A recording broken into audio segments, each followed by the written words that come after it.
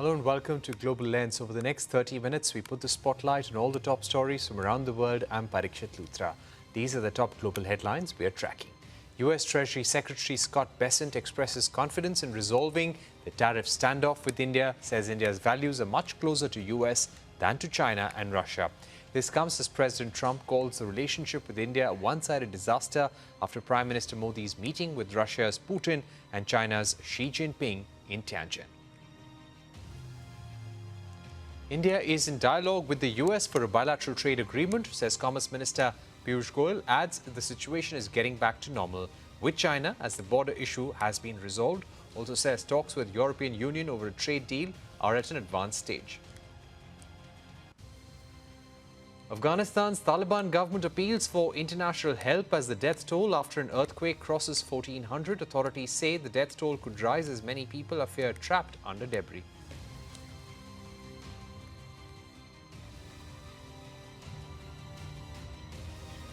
The top story this evening, U.S. Treasury Secretary Scott Bessent has expressed confidence in resolving the tariff standoff hours after President Donald Trump slammed trade ties with India as a totally one-sided disaster.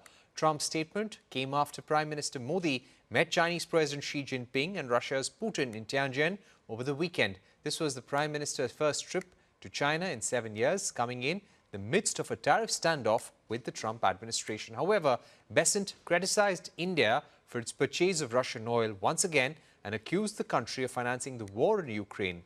Reacting to Prime Minister Modi's visit to China for the SCO summit, Bessent told Fox News that the meeting was largely performative. He said, and I quote, "India is the most populous democracy in the world, and at the end of the day, their values are much closer to ours than to China's and than to Russia's," end of quote.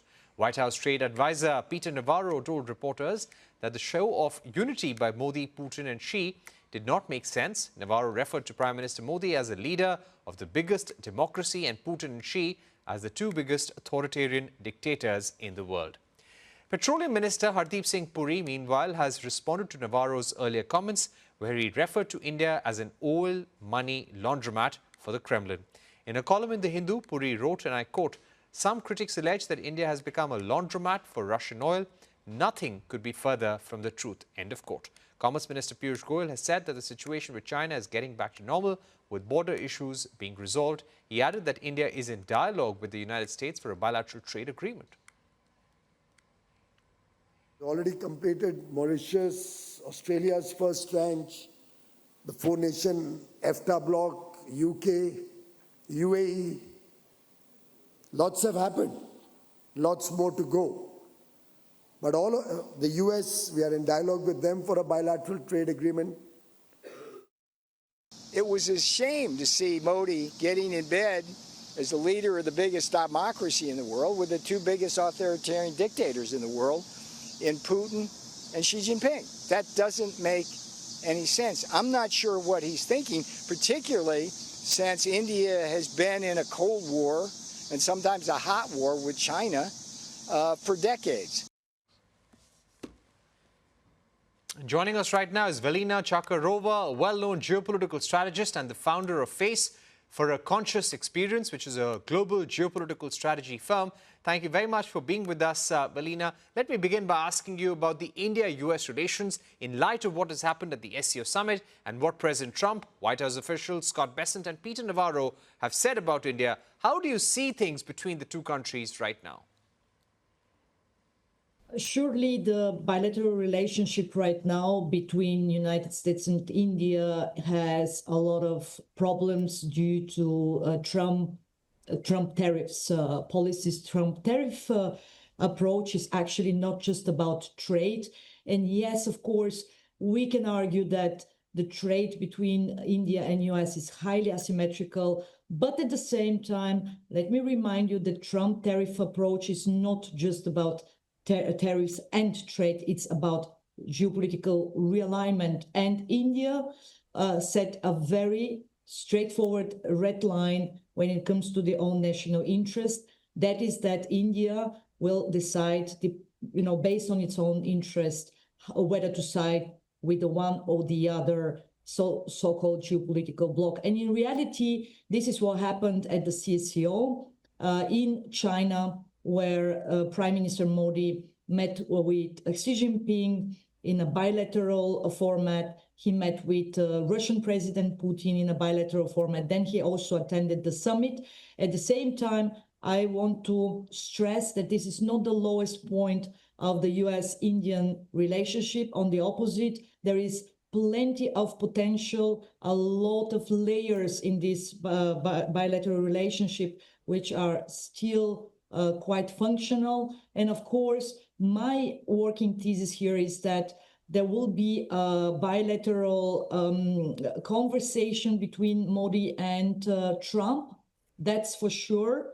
And obviously, after this bumpy start of the relationship following, the second Trump administration inauguration, there will be a normalization of the relation because India is a huge market. It's the fastest growing large economy in the world, and United States cannot ignore this new reality. Right. Velina, by when do you think things will start to normalize, and what will be the nature of the relationship between India and US for the rest of the Trump administration? The reason that I ask you this, we've drawn our red lines on agriculture and dairy. We've said that we will not acknowledge US's role as far as the ceasefire with Pakistan go. And we've also offered a deal in June whereby the tariffs were much lower than 15%. It was in the range of 10 to 13%. We are pushing for that deal. Eventually, where do you think the chips are going to fall? Well, certainly the 15% tariff base must be regarded as, I think, the base for any negotiation between United States and India. If we consider all other Indo-Pacific allies of United States, they've received, up to 15 up to 20%, 25, and in the case of European Union, most favorable conditions. So this should be the base. But then again, let's be real. Here we do not talk simply about tariff policies, because for a fact that administrations come and go, and even right now internally, the whole tariff policy is, being questioned. So what is more important is for this administration to come to terms with the approach of India, which is very different from most of the other Indo-Pacific allies and partners, as well as the transatlantic partners. Here, Washington expects the impossible, and that is that India should align either with the United States or with China in this new Cold War 2.0 context, and this is not happening.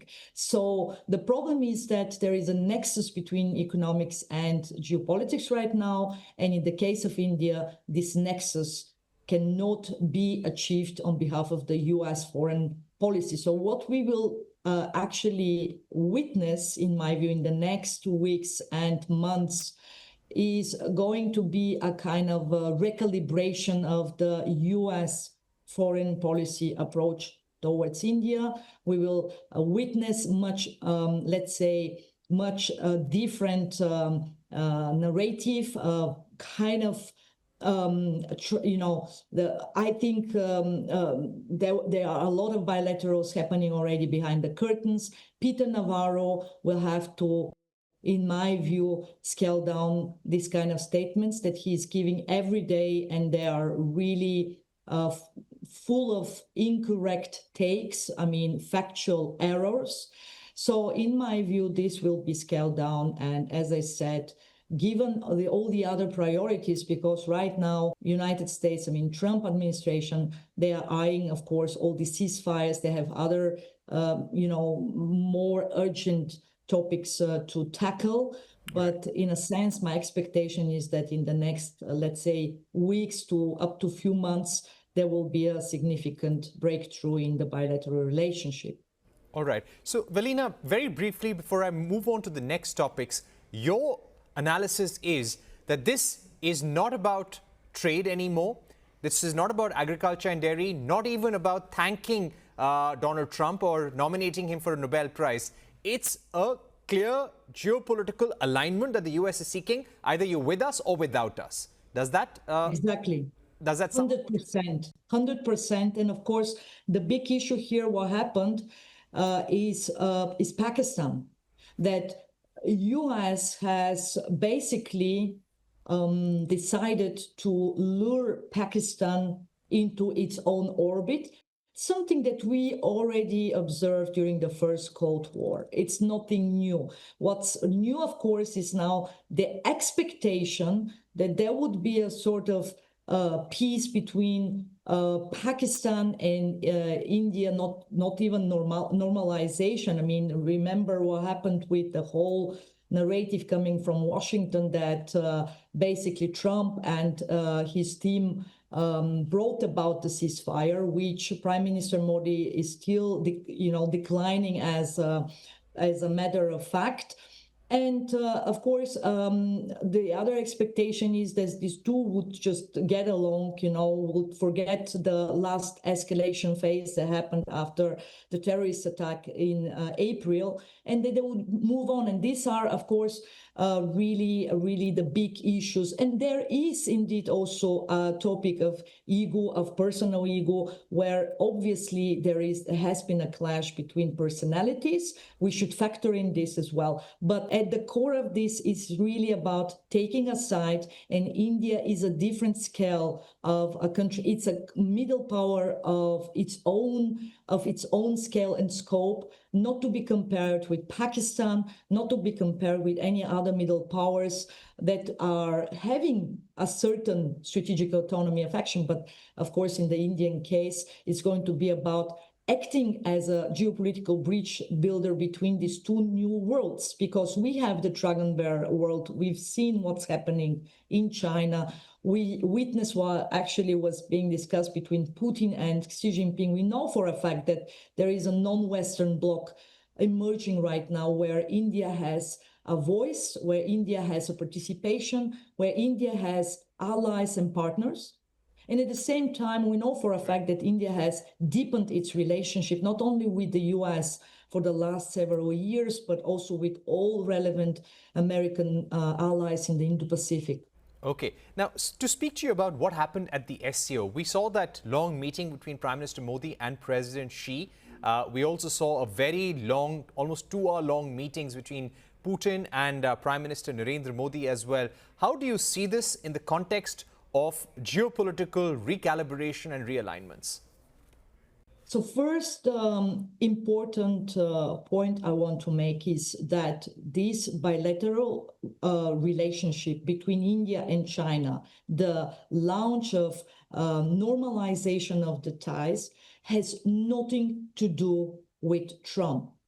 It has begun before the election of Trump in 2024. In fact, it was the most positive and the most important geopolitical development in the last year.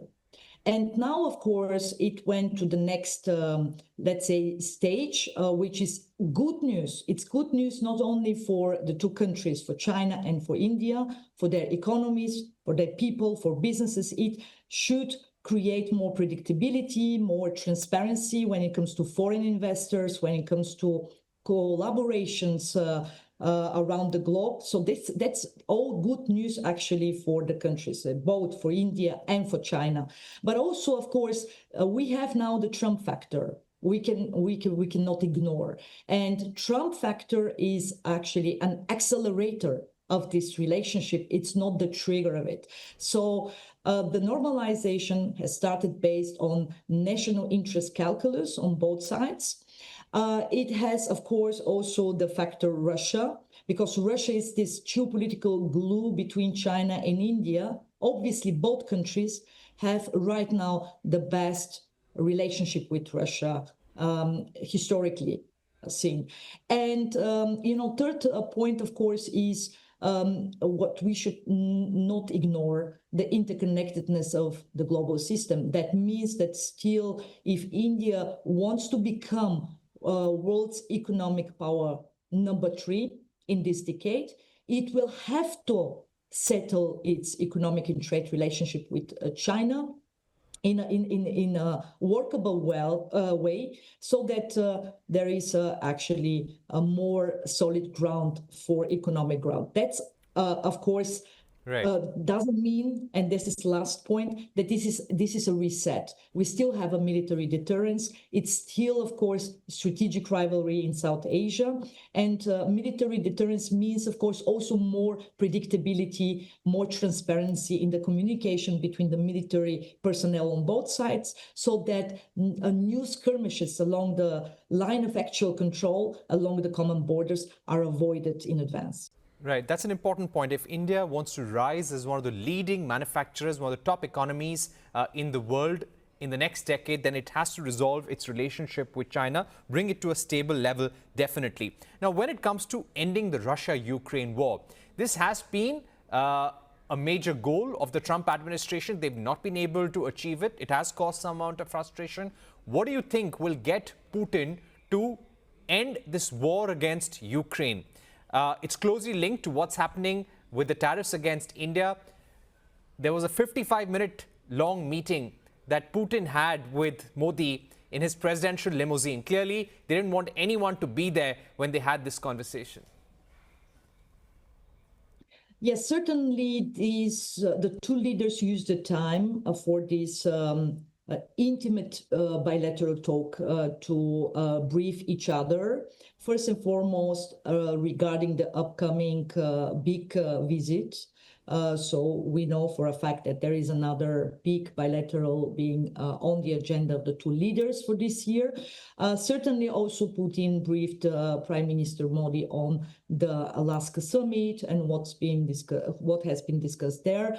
Right now, the situation is such that and this is my assessment for the next, let's say, few months, that there is a high likelihood that we might see some sort of a breakthrough, diplomatic breakthrough for this war to at least see, witness a stage, a phase of a kind of a ceasefire or kind of a negotiation process. Now, this is definitely good news for the world, because India, China, every country actually has been affected by this ongoing war, the one way or the other. Now, the bad news, of course, is that, and I have to say it openly, that even if I'm quite positive about some sort of negotiated process, not necessarily ending in a peace deal, but think of South Korea and North Korea, which have also been engaged in a negotiated process, and yet it did not end with a peace deal.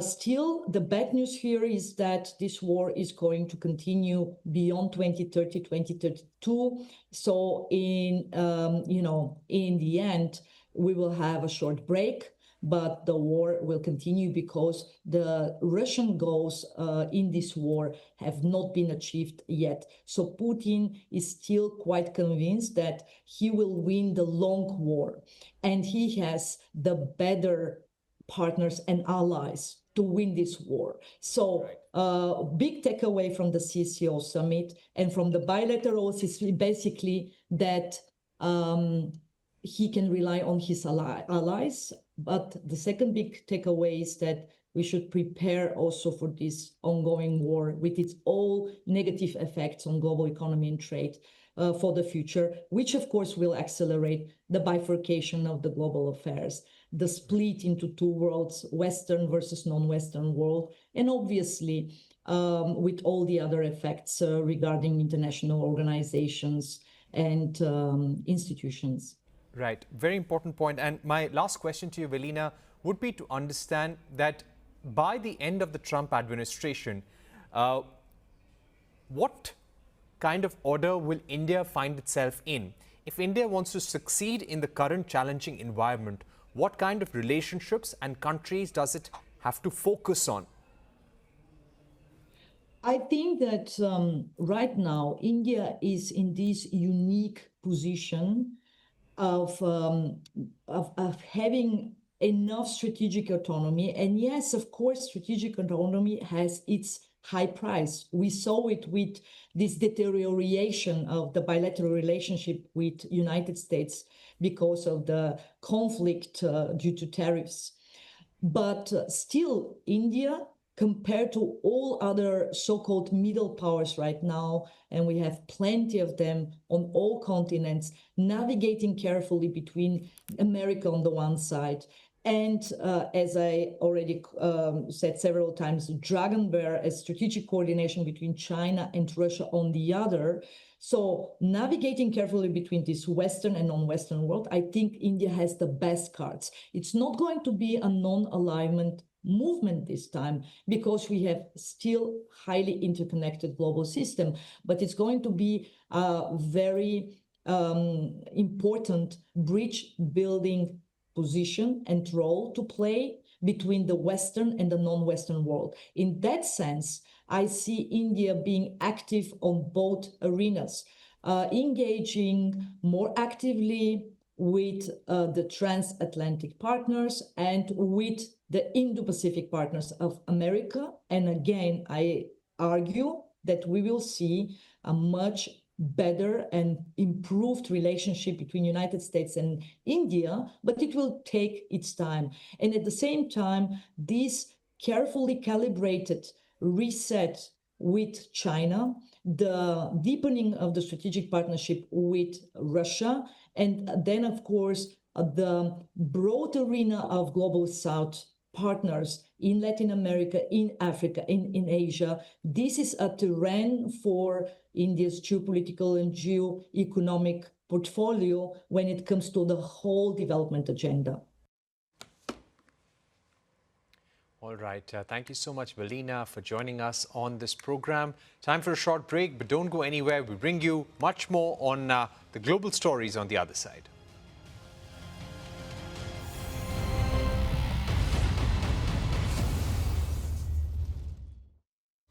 Welcome back. You're watching Global Lens. Let's take a quick look at other stories around the world. The death toll in the Afghanistan earthquake has crossed 1,400. As per officials, more than 3,000 people have been injured and 5,400 homes have been destroyed. The casualties are likely to go up as many people are still feared trapped under the rubble. The difficult terrain has hindered rescue efforts in isolated villages in the mountainous region. The Taliban government has appealed for international help. A landslide in Sudan's Darfur region has wiped out an entire village, killing more than 1,000 people. The Sudan Liberation Movement said only one person survived, with the village completely flattened after days of heavy rain. The rebel group has urged the United Nations and international aid agencies to help recover bodies of victims. Chinese President Xi Jinping held a bilateral meeting with Russia's Putin and North Korea's Kim Jong-un in Beijing. The meeting marks the first joint appearance of the three leaders, closely watched in the West for signs of deeper defense ties. Here's a special report on the meeting. A show of solidarity by three countries shunned by the West over their roles in the Ukraine war. China's President Xi Jinping gathered his Russian and North Korean counterparts in Beijing for the first time on Tuesday. Russian President Vladimir Putin was hosted in the Great Hall of the People for a bilateral where he called the Chinese leader his dear friend. The pair then met at Xi's personal residence over tea. North Korean leader Kim Jong-un's armoured train was spotted arriving in the Chinese capital before his motorcade rolled through the streets. The three are set to appear together at a massive military parade on Wednesday, where the Chinese president will flaunt his vision for a new global order as US President Donald Trump's America First policies strain Western alliances. For Kim, the parade will mark the largest multilateral diplomatic event he has attended. It offers the reclusive leader an opportunity to gain support for his banned nuclear weapons and expand his diplomatic circle.